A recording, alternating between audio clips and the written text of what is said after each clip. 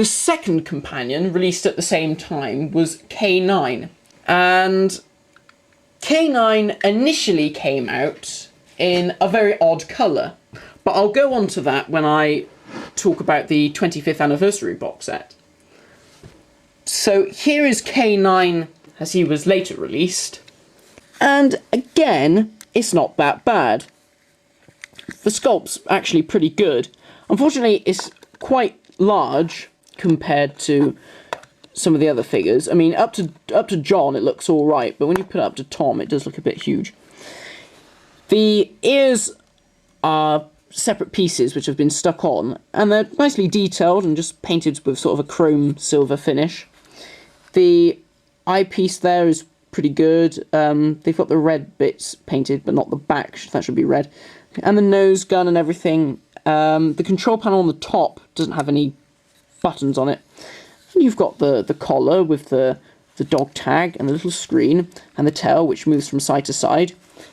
So all in all, it's not bad. The figure is a friction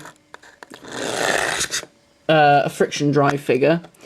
Now, originally this figure, the head would nod like a nodding dog, and the tail would move side to side as he drove across the floor.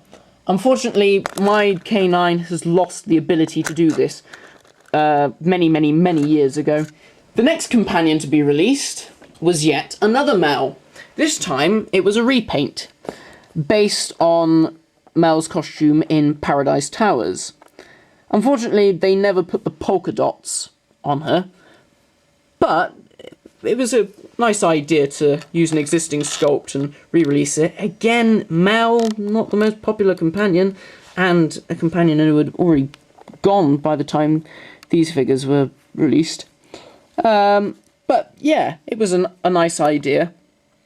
And the final companion to be released was Ace. Now, Ace is actually quite a good figure.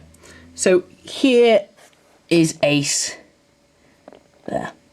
If I can just get her to stand up. Now, compared to some of the other figures in the range, Ace is actually pretty damn good. Again, it doesn't look anything like Sophie Aldred whatsoever. The sculpt's rather nice. The badges on her jacket are fantastic. The detail that they've put into it is excellent. It is so good. And when you compare it to some of the other figures that Dapol released, you think, why couldn't they all have this attention to detail? She has a removable backpack. You can see Ace written on the back. There's a hole just where the screw's plugged in. And yeah, the backpack just clicks on using that plug. Quite a clever idea. She also comes with the baseball bat, that I suppose is meant to be the baseball bat that she had in Remembrance of the Daleks. Now, this figure came out in 1990, so the year before the Fourth Doctor. So, unfortunately, the series had finished by then. But it was good to finally see Ace be released, and go with the rest of the range.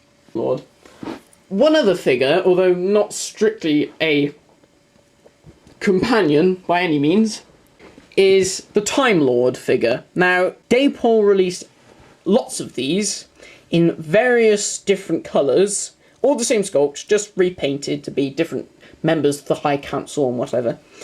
And it did originally have the proper collar. Unfortunately, mine snapped into various little pieces. The face sculpt is absolutely diabolical. An awful little grin, looking like something out of Teletubbies. No leg articulation, just sort of feet which twist a bit. Ball jointed shoulders and articulations at the elbow and at the neck. As you can see, all the paint's come off on the sides from where the collar used to be. And they released a few different variants of these. They did this one, they did a cream one, they did a brown one, they did one in grey. They had small collars, and the cream one and the grey one had these really big collars for some reason. I don't know if it was to show that they were more important. I suppose the cream one was meant to be the president.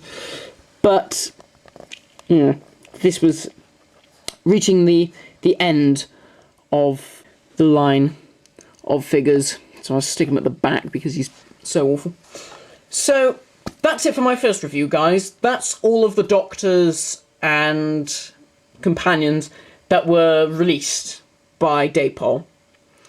So, although they're not as detailed as my normal reviews, it gives you a taste of what Dapol was like.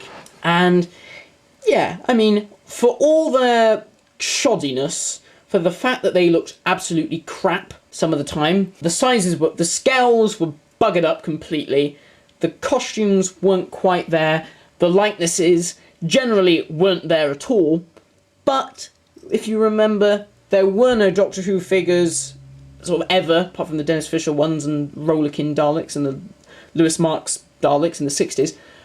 But these were the first proper action figure line, and they were in scale with Star Wars, and you could put them with the Doctor versus Darth Vader and the Daleks, or the Doctor versus Boba Fett and the Cybermen, and you could have the Doctor lands on Hoth, or fights the Empire and the Attack Walkers. So, if you used your imagination, these figures were fantastic fun to play with.